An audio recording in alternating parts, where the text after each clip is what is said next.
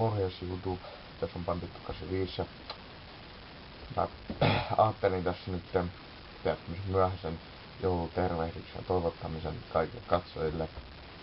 Ja no, just katoin tossa vähän omia tilastoja tuolta YouTubesta ja huomasin, että 300 näyttökertaa on mennyt niinku yli.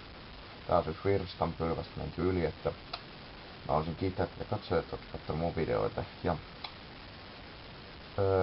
samalla mä haluaisin tässä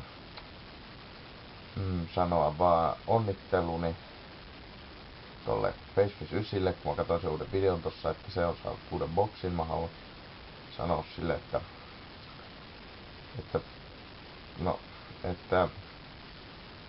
tiedätte kyllä mitä. Haluan onnittelun siitä, että sai uuden boksin, koska se vanha oli vähän riesana ja se oli jo, ei aina toiminut kunnolla. Niin. Ja, no mutta